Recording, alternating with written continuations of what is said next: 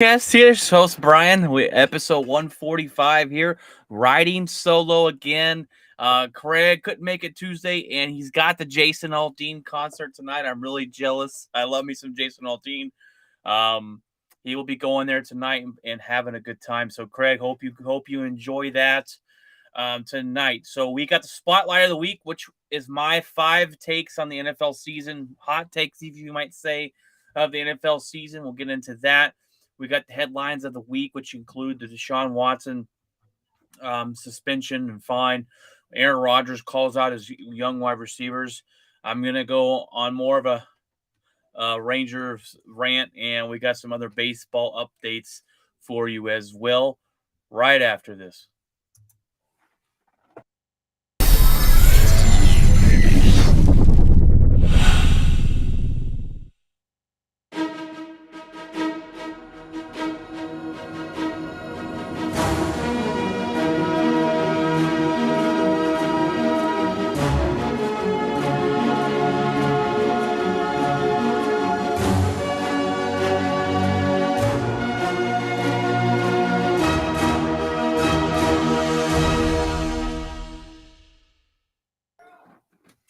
All right, guys, welcome in. Welcome in. Hope you've had a fantastic week. It is Friday, and Friday is a great day for me because it's payday and it's show day. So that's good. And I had a good week. We were getting some rain here in Texas, which is much needed. If you live here, you know it's supposed to rain Sunday through Thursday next week. And I hate the rain. Don't get me wrong. I hate it with a passion, but we desperately need it. So I'll the first couple days I'll be all right with it, and then by the end of the next week I'll be going, don't ever come back. So um, feel free feel free to take some rain with you by next week. Hopefully it doesn't rain like I'm fine with the drizzles and stuff, but the downpours um is just not fun. And I work out in it. Not that I'm physically getting wet, which I do a little bit, but it makes my day a little bit harder, and that's why I hate the rain. Um, all right, guys. Well, the spotlight of the week is going to be my 5 takes on the NFL season predictions, as you may call it. Some call it hot takes, whatever you want to put it under. Um, these aren't in any particular order, but my number one, and if you listen to this show a while back, we predicted the NFL playoffs, and my number one is I think the Arizona Cardinals completely missed the playoffs this season. I don't know if I'm the only one that feels that way. I thought last year was a fluke. I think that Kyle Murray is overrated. A decent quarterback, but overrated. The rift between them, we'll see on the field um, if it's going to be, you know, behind him, water under the bridge, if you might say, because yes, they did pay him the money because a lot of people said, well, what are you going to do? What are you going to do? If you get rid of him, and if you let him walk because of the problems you think he has, and all the um, ugly public fight that you guys have between each other. They do sign the contract. So they are saying we do believe in you enough to give you a deal. And they paid him. They paid him really good. I think they overpaid him, but I guess that's all in your opinion on how much you like Kyle Murray. I just think he's overrated, and I think this team is overrated.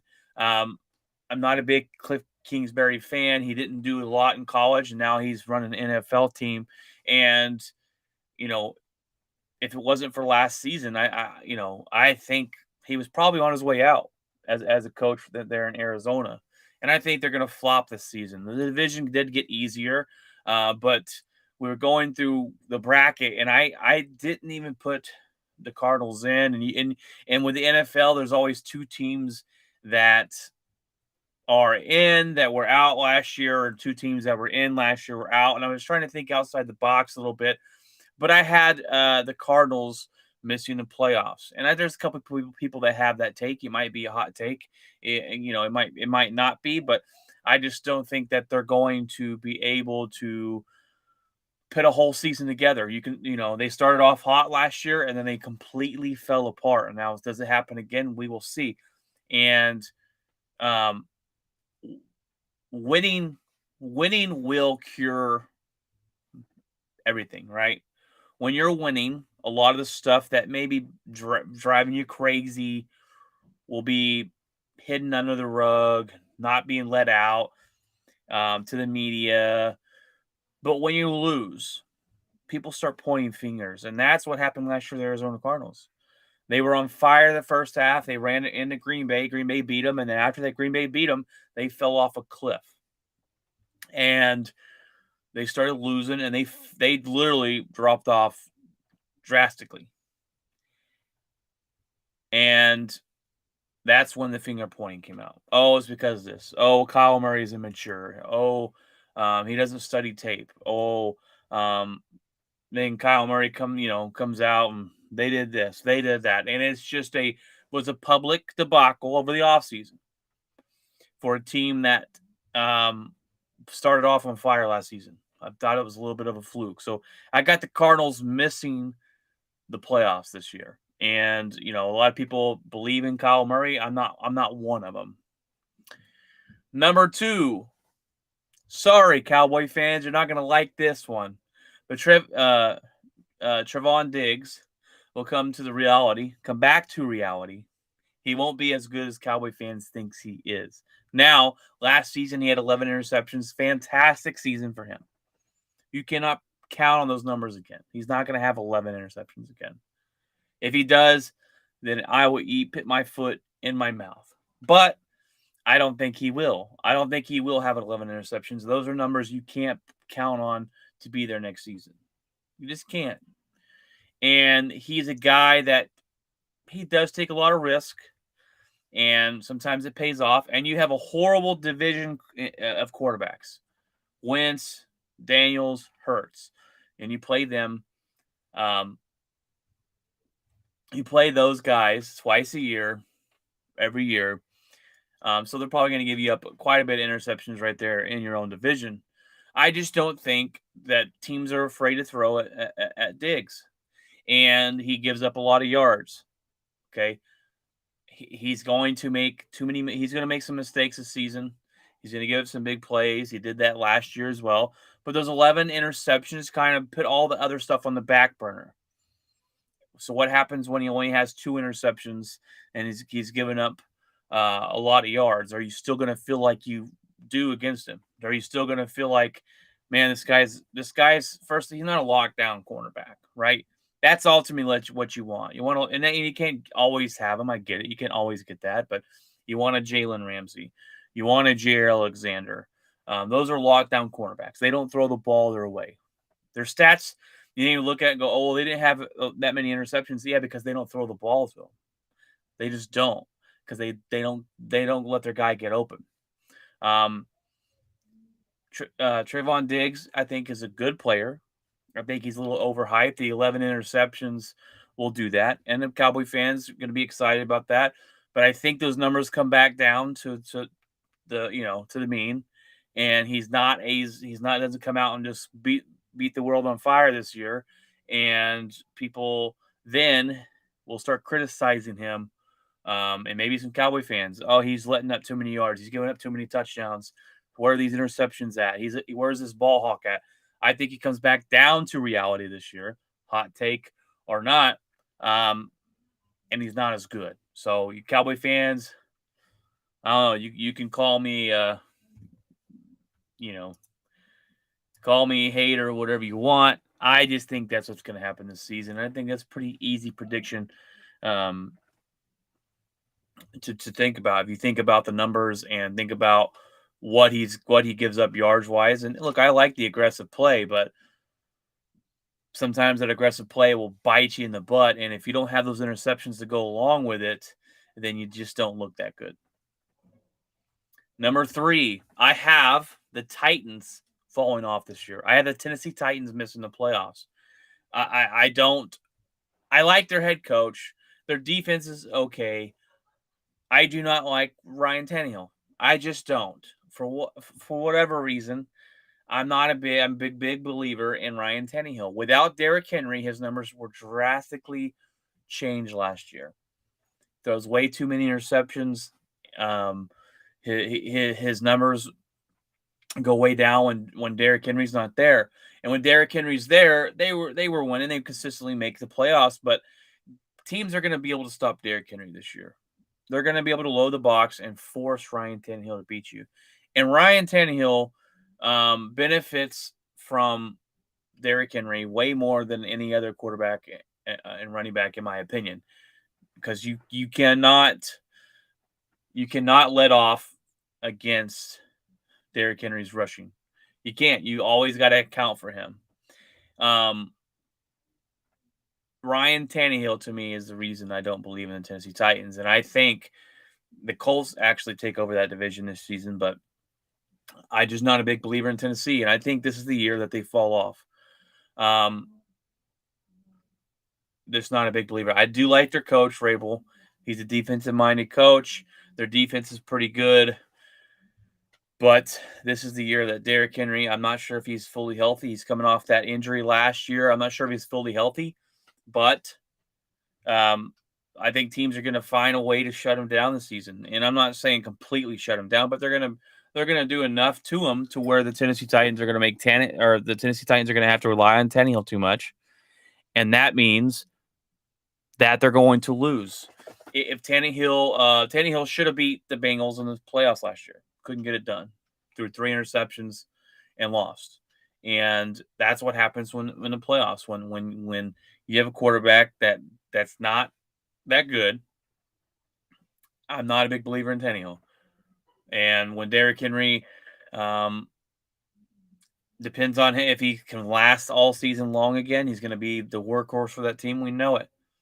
But I think teams will step up, load the box up, force Tannehill to beat you. And I didn't even mention yet that he lost his best wide receiver.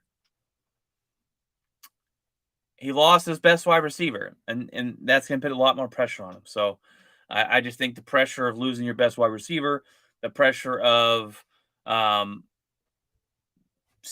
that guy that can take him over the hill, because the Tennessee Titans have been good the last couple of years, but they haven't been world beaters where you thought they were going to the Super Bowl. I never once thought that Tennessee's going to go to the championship. Number 4, the Saints will make the playoffs. This should probably be number 5 because I'm not 100%. I'm not buying in 100% to this, but I have the Saints making the playoffs. If Jameis Winston stays healthy, I know his ankle injury, but if he stays healthy, Kamara's not going to face a suspension. They talked about that. Michael Thomas will be back. I think this new coach will light a fire under this team. And last year, and the defense is fantastic. The defense played last year was great, and I think they'll stay on par for being a really good defense. And Jameis Winston last year, when he was healthy, looked pretty good. He wasn't throwing those interceptions that we saw him throw. And I think this team will make the playoffs. Now it's going to be a wild card because I got Tampa Bay winning that division, unless Tom Brady doesn't show up, and that's something that you Tampa Bay fans and organizations should be worried about. But I had the Saints being the second team in that division, making a wild card and making the playoffs. And you might call me crazy, but I just think they're going to do it. I think Jameis Winston will prove that he's a decent enough quarterback to get this team some wins, and with this defense playing the way it did last year, and they'll continue to do so. I'm interested to see what this new head coach is going to bring to the table. So I got the Saints they're making the playoffs. Number 5, Matt Ryan, to me, will have a resurgence in Indy. I got them taking over that division this year. I got them winning it. I think Matt Ryan played pretty dang good last year for the Falcons team that really didn't show up. Their defense was bad. Their offense was bad. But I think even when their offense is pretty bad, he still has his numbers. He's a veteran guy that is going to be protected by a great offensive line. He's going to have a great running back that he can rely on to take some of that pressure off. They are missing those wide receiver guys. I get that. I understand that the Colts have never had, just amazing wide receiver groups. Now they've had a couple players here and there with Peyton Manning, but ever since then they really haven't gone out and drafted them some great wide receivers. I'm in the same boat with the Green Bay Packers. We just don't do that now. Um, their defense is going to be good enough to win them some games. They got um, what's his name?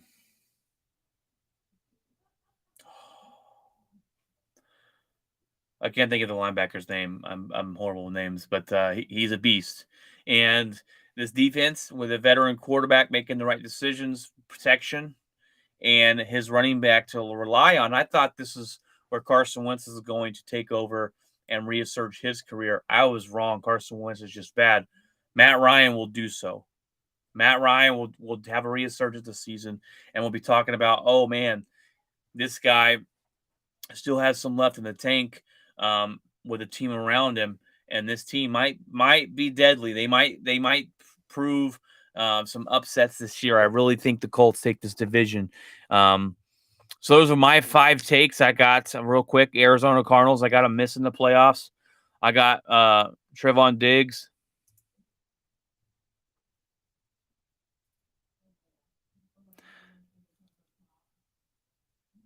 I got sorry, we got a comment here. Oh boy, wrong category. That's a report. I don't know what you're talking about there, buddy. But I got the Arizona Cardinals missing the playoffs. I got Trevon Diggs coming back down to reality that he's not that great. I've got the Titans missing the playoffs. I got the Saints making the playoffs, and I got Matt Ryan having a resurgence.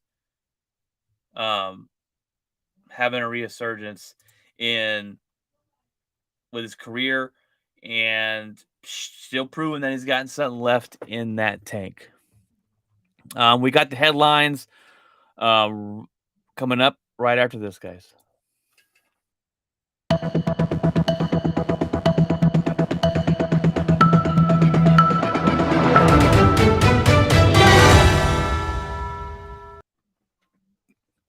All right, guys. I've been waiting to get into this one. The next couple headlines here. Actually, 3 of them. Deshaun Watson, fine and suspended more. So the NFL wanted a full season. They wanted, a full season and 8 million. Well, they agree to settle on Deshaun to get 11-game suspension and a $5 million fine. And he's going to have to seek treatment, I believe. So the $5 million fine, well, that'll hit his pocketbooks because he wasn't getting fined. He got a $40 million signing bonus, so he already had that, regardless of what happened this year.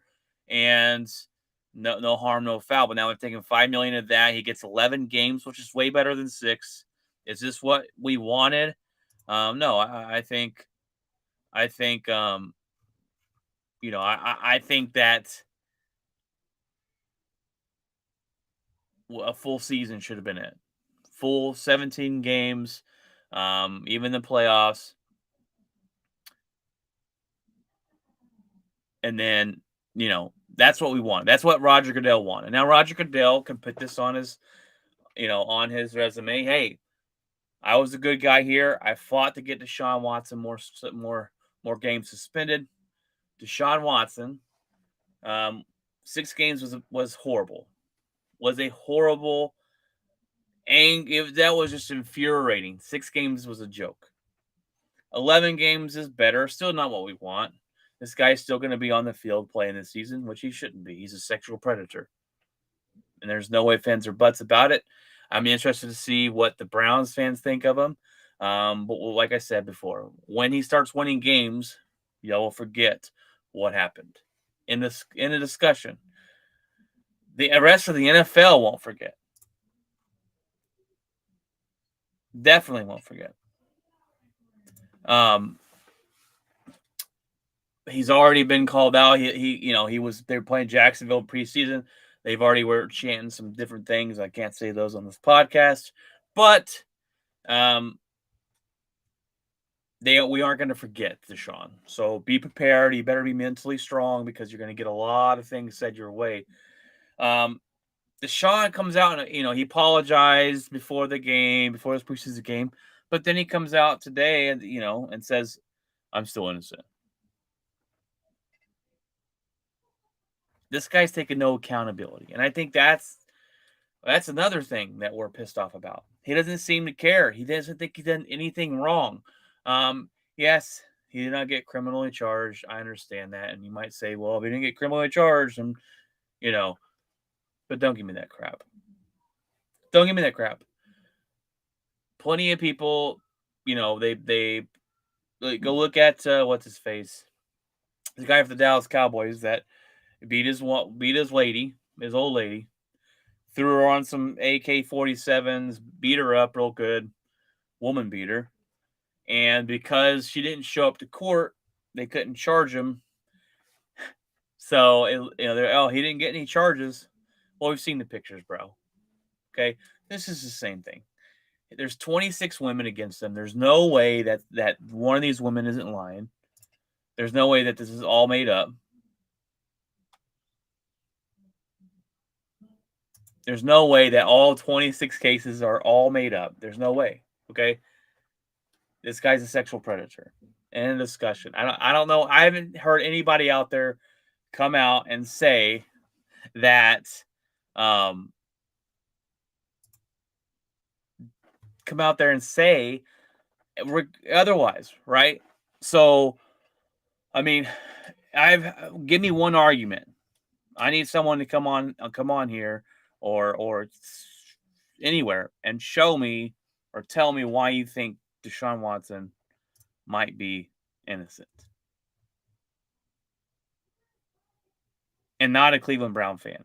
Because you're going to have some Cleveland Brown fans that'll lie through their teeth just to feel okay about him being their quarterback. But then this also brings up, we talked about, can the Browns still make the playoffs with him missing 6 games? And I said yes. I think Brissett was a decent enough quarterback to handle the 6 games out, to somewhat get him to a 500 record there. And then Deshaun Watson come in and carry over. And now 11 games, I'm going to say no. Okay, I'm going to say they're not going to make the playoffs with him missing 11 games. They got to face the Panthers week 1. They got the Jets, which you got Baker Mayfield week 1 facing the Browns. I kind of wish Deshaun Watson was playing just for that game, because then you get to see Deshaun versus Baker, who Deshaun took his job, and Baker is going to try and go on a revenge tour for that one game. I just don't think it's going to happen. But you got the Panthers, you got the Jets, you got the Steelers. All 3 of those games are potentially winnable, and the Falcons after that. All 4 of those games are potentially winnable without Deshaun Watson. You got a defense there. This team is built to win with the Browns. You got a good running game. You got some wide receivers. You've got a good defense. You've got Brissett can rely on that rushing attack. He doesn't have to force the ball and act like he's doing too much. He can rely on that defense, and they can win those 4 games, definitely. Then they run into the Chargers. That's a loss. They run into the Patriots. I'd probably ping that one up as a loss as well. The Ravens, that's probably a loss. The Bengals, that's a loss. The Dolphins, they probably win that one. And then you got the Bills and the Bucks. So, I mean, there is a way that they could, but I just don't see it. I don't think that they're going to make it. I got them losing 1, 2, 4, 5, 6 of the 11 games. So I don't see it. And then Deshaun would have to come in, and then after that point, the rest of the season would have to, I think, basically be must-win games. Now, they're not going to win their division with or without Deshaun. Wild card, maybe. But I just don't see it. Him missing 11 games is a lot of time gone. And then he hasn't played in over a year. So you got to hope that he's not rusty. You got to hope that he's back to his form there. And after, I like Deshaun Watson in Houston, and then when all this came out and he goes to Cleveland, I'm not a Deshaun Watson. I don't, he's good. When he played, he was good. Other than that, I don't root for him, and I hope he completely fails in Cleveland, because no one likes him. I mean, just a horrible situation that he's put himself in, horrible things that he did to those women. Now, and I don't understand how this guy goes from Clemson quarterback, everything seems kind of like he's he's the perfect quarterback. There's no drama. He's a really good quarterback, yada yada yada, to sexual predator and everything that's come out. And it's pretty insane that the rise and fall of Deshaun Watson. So my next headline is Aaron Rodgers calls out his young wide receiving core. And I love this. A lot of people are like, oh, Aaron Rodgers is too mean. And Aaron Rodgers already complaining. It's not complaining. It's called being a leader. All right. It's called being a leader. He knows what buttons he needs to push. He knows what he needs to say. He's over there teaching these guys. He came out and said, we got to be more consistent at route running and more consistent at catching the ball. And the next day, he gets all his wide receivers together and he says, hey, if you're not going to catch the ball, you're not going to be on the field. We're going to have the most reliable guys out here because you got to have that. The quarterback has to know you're going to be where you're going to be. You're going to be running the right route. And then when he throws you the ball, he's got to know that you're going to catch it. Because if not, then your offense isn't going to flow and it's going to be a bad ordeal. And the Packers are going to be able to, they're going to have to rely on the running backs. Aaron Rodgers said they definitely could get 50 catches out of the backfield because both Jones and Dillon, because of the wide receivers. And we'll see. Now a lot of people are scrutinizing Aaron Rodgers, and they even asked Randall Cobb about this. They said, "Hey, do you think the young guys appreciate Rodgers, coming out and talking about him publicly?" And he said, no, what appreciate? What do you mean appreciate? Doesn't matter if they appreciate it. It doesn't matter. What matters is they get their act together and they get to know the high standards that we hold for this wide receiving room and this team. And if they can't be held to those high standards, then we'll find some people that will. And that's called welcome to the NFL. That's some tough love, that leadership from Aaron Rodgers. It's not him complaining and moaning and all that stuff that you guys want to say. It's him being a leader. Everyone leads differently. And I love it. Hold them accountable. Hold them accountable because he knows what it takes. He knows the focus and the stuff that it takes to be a competitive football team. And he wants his guys to be where they're going to be. And he expects them to be there, just like any other quarterback in the NFL. They may verbalize it differently, but Aaron Rodgers is going to call you out. And he's going to call you guys out because you've earned nothing in the NFL. You're new. You're rookies. You're young. You got to earn it. You got to earn that respect. You got to earn that you can be held. You can have the accountability and earn that chemistry with Rodgers, and then he's going to start trusting you a little bit more and go from there. But I think Devontae Adams leaving, I think it forces him to spread the ball around, but he wants those guys to be where they're supposed to be. And if you're not running the right routes, that's a big issue. No matter what quarterback you have, no matter who you are, that's a big issue. Now, maybe Aaron Rodgers, because he's elite, can get away with some of those things, but he wants the guys running the right routes. He wants the guys to catch the ball. There's nothing wrong with that. All right, nothing wrong with that one bit. We're going to move over here to the MLB, and I went on a rant on Tuesday about the Rangers firing Chris Woodward and that they really gave him no chance. They really gave him no chance. And they even admitted it. Well, the Rangers then went out and fired John Daniels. And John Daniels has been the GM for 17 years. And this is a guy that's hated on for a lot of the wrong reasons. This is a guy that's hated on when things are not his fault. And he's hated on by a lot. A lot of Ranger fans are glad he's gone. Now, I think it was time to move on. Yes, I get it. It was time to move on. He's been here 17 years. He is the most successful GM the Rangers have ever had and maybe ever will be.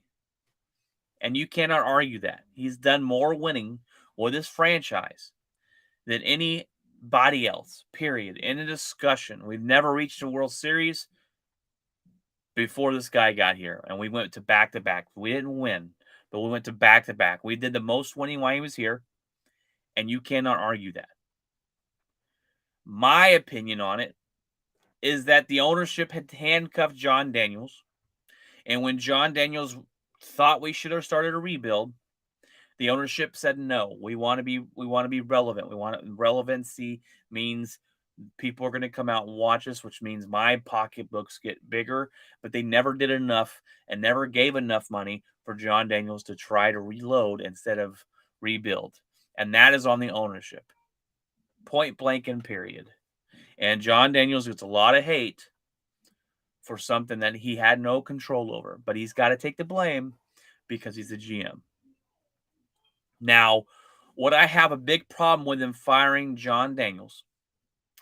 And at first, I didn't have a problem with it, but I was listening to 105.3 The Fan, great radio station here in the DFW, and they talk all about everything, but they cover the major local sports. And they said that John Daniels, it was well known that John Daniels was stepping away at the end of the season. Now, I did not know that. Now, we all saw the writing on the wall, right? When they got in, when John Daniels brought in Chris Young to help him out and be another GM and help him out and do things, and he was giving Chris Young more stuff to do every day, just kind of giving him more payload to do. He was basically grooming Chris Young to take over so he could step away. Now I didn't know when that was going to be. Did I think it was going to be this season? No, I did not. I thought it was going to be a couple years from now. And I was thinking, well, maybe the ownership wanted it to be now. But 105.3 The Fan says he was stepping away at the end of the season, and everybody basically knew it. And if that's the case, then this is an absolute PR nightmare, okay? This guy has been the winningest GM for you ever. And maybe ever will be. He might go down as the best GM that the Rangers have ever had. We don't know. Chris Young is here now, and maybe he turns his team around. But he's been there 17 years, and you can't let him finish 6 weeks to walk away on his own terms. That is an absolute tragedy. That is an absolute slap in the face to John Daniels. If he was walking away at the end of the year, which is about 6 weeks from now, when the Rangers will be over because they're not going to make the playoffs, walking away. And you couldn't let him do that. Why? Why? This ownership is a joke. Absolute joke. They don't spend money. They finally did this offseason. I guess they had higher expectations of winning than what Vegas. We're going to hit our Vegas win total just about. Expectations in Vegas was exactly where we're at. I don't know about you guys. I didn't expect us to win anything this year. And until this team either changes its philosophy,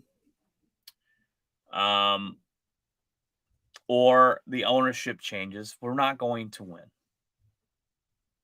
You don't win by buying players. You don't do that in Major League Baseball. All right. You win by building your farm system. Go look at the teams who won the World Series last couple of years. Okay. The Dodgers, a lot of those guys came from their farm system. Houston Astros, a lot of those guys came from the farm system and they cheated. The Yankees, who are competitive each year, farm system. They built these guys to come up from the farm system. And then when they know they got a young, talented core, then they go spend money on veteran players to play along with them. And that's how you win in the major leagues. Now the Rangers have a pretty decent, this is probably one of the best farm systems I've seen them have. And we got some young guys on the team that can play right now. My concern is we've never seen him bring that guy up, especially pitchers, Jack Leiter and Kumar Rocker, who we got down there right now. We've never seen him bring guys up and go, this is going to be our next star pitcher, eighth pitcher, bring him up and have him turn into that. Something happens. It's the development. It's this, whatever it is. We don't see that a lot. So that's my concern. Is we've got to get these guys up to the major leagues, and then we can spend money on players. We spent money on players. We've started that ticker, right? We've started that ticker of okay, we got to get these guys going. We've got to put a team together. We just spent $500 million on 3 players, and their expectations are up, and we've got to put a team around them, or we just wasted all this money. You started the clock when you shouldn't have. I'm grateful that you spent money because you usually don't do that. The ownership for the Texas Rangers, they don't, and that's why John Daniels, I believe, gets a lot of the hate because they don't spend money and everyone blames him, and it's not him, it's the ownership, and they are terrible. They are horrible owners, and I wish that they would sell this team. I believe a lot of Ranger fans believe that. So there's my rant. But what a huge PR debacle that the ownership of the Rangers have caused, and just insane to me. More baseball talk here. Marcell Ozuna arrested for a DUI from the Braves. This is his second arrest in 2 years. His first arrest was aggravated assault by strangulation. Those charges were later dropped by his wife or girlfriend at the time. Now he's got this on his record. Look, he's a really good baseball player, but is it time that the Braves move on? Probably so. This is something that's a reoccurring issue with him. He's a problem person, right? He just, you know, I'm probably maybe moving on after his aggravated assault by strangulation. That's pretty aggressive. Again, it's on a woman, his fiance at the time, or girlfriend. I don't know if his girlfriend, fiance, whatever.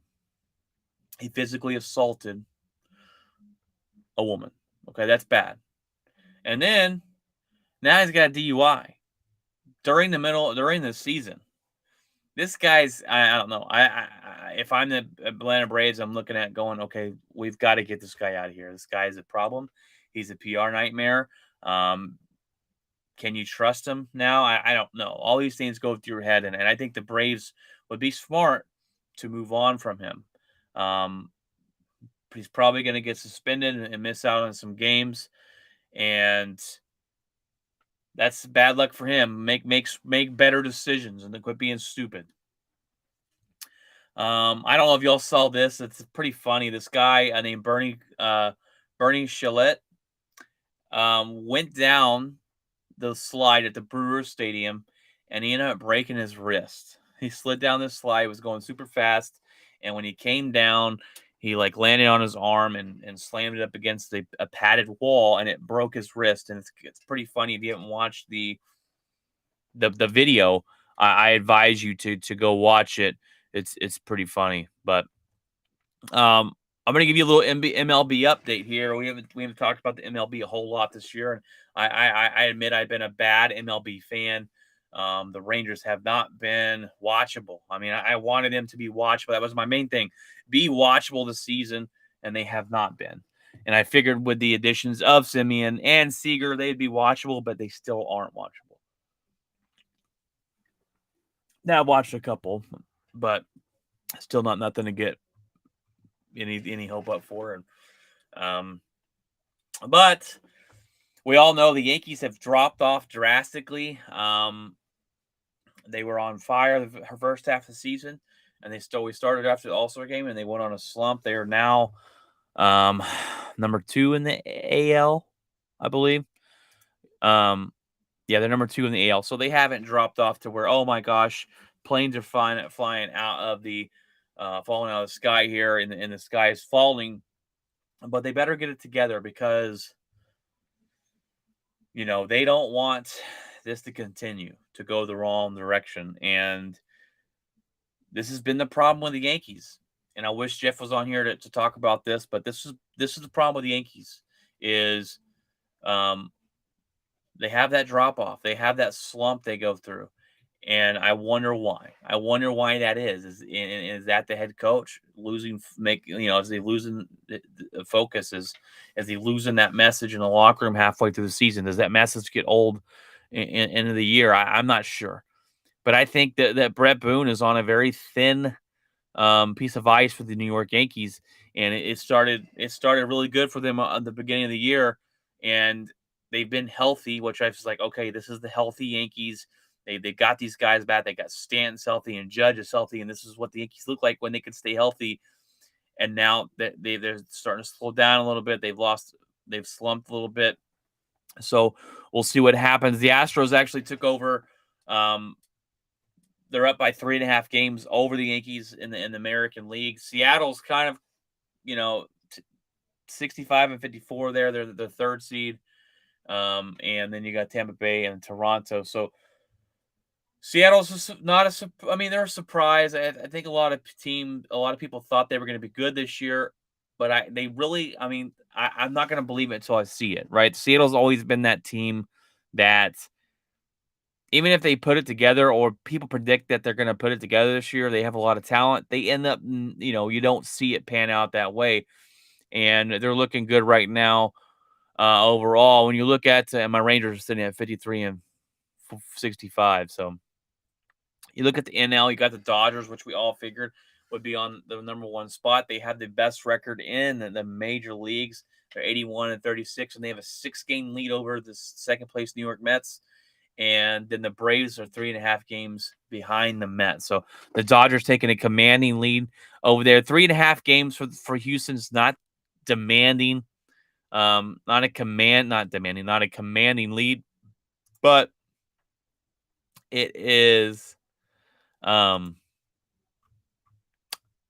it's a decent lead in baseball. It's not a commanding lead. 6 games is pretty commanding. And then St. Louis is 15 games back from Atlanta. So, let's look at the wild card here. Yep, Seattle, Tampa Bay, Toronto, they're all in it. Minnesota, Baltimore. So it's a pretty close race for the wild card. There is, the Mariners are up 1 game on the Rays and Toronto, and they're up a game and a half on the Minnesota, and then Atlanta's got they're up 7.5 games. So they're go probably unless they absolutely just dismantle and completely fall on their face, they'll be making another run to try and defend that championship. But that is your Major League Baseball update. I'm interested to see if the Yankees can continue to, not continue, but they turn it around. And they're going to obviously to make the playoffs and win their division probably, but we'll see, because if they go in a slump at the end of the season and they end up falling out of that division or they lose in the first round, your Aaron Boone will be fired. There will be no ifs, ands, or buts. But um, interesting to see what happens at the end. Will the Dodgers pull it out in NL again and go from there? But we'll see as we get down towards later the stretch of the season here and for Major League Baseball. We got one more headline for you. LeBron James has signed a 2-year deal extension with the Lakers, $97 million. He wasn't going anywhere. This guy wants to be in LA. He wants to be. He's building his Hollywood his Hollywood thing, but his Hollywood. I don't know what you call it. But he's building his own thing up there in LA, and I don't know when Bronny is going to be available for the draft, but he wants to play with him. I think this is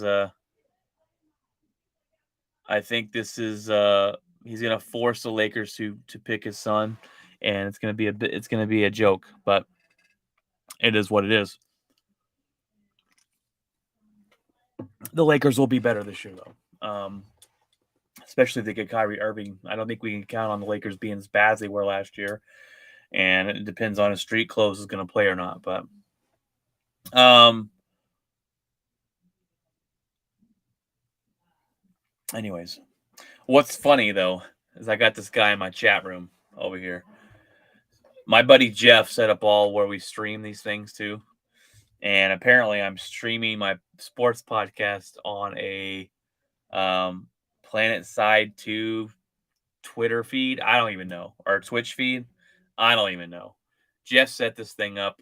I just send it out and it goes to the same ones every time. So if you're watching this in the Planet Side Twitch, um, this isn't a Planet Side Twitch account. This is a podcast for sports. So if it bothers you that bad, whatever, dude. You can suck it. I need to have him change it, or I'll change it myself. But anyways, that's gonna be the show, guys. It's a solo edition. I hate going solo. It's not too bad, but it's better to have someone else here. And then we got what's in my locker. I ain't got much in my locker, guys. I ain't gonna lie. The girls started school this week. We got 2 girls in school and 2 girls out of school still. They're still too young to go. So we got back into that routine, and the girls love to go to school right now. So I hope they keep that up, because eventually that will go away probably around middle school, is where they won't want to go to school anymore. And that's when I stopped wanting to go to school. It was about middle school, but too cool for school, I guess. But it's been a decent work week. It didn't break down, that's always a plus. And then I got a lot to do tomorrow, guys. I got to mow the lawn. Before it rains again, I got to mow the lawn. I got to help my manager move. I have to, what else do I have to do? I have to go grocery shopping. We're going out tomorrow night to Taco Oasis. Shout out to them, guys. This place in Everman, it's called Taco Oasis. And if you have not been there and you like tacos and Mexican food, go. It is fantastic. One of my favorite places. We're going to go tomorrow night and eat dinner there. And we've been meal prepping lately. Amber and Logan will come over on Sundays, and we will meal prep for the week. I've been taking my lunch. This is the first week we've done it.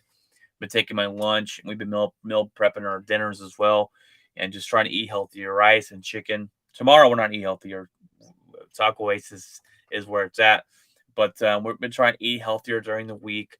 And I try and drink a gallon of water every day, and I need to throw in a workout in there somewhere, and I'll be all right. But other than that, it's go to church Sunday and kind of relax before we get back into the work week next week. I got to work tomorrow as well.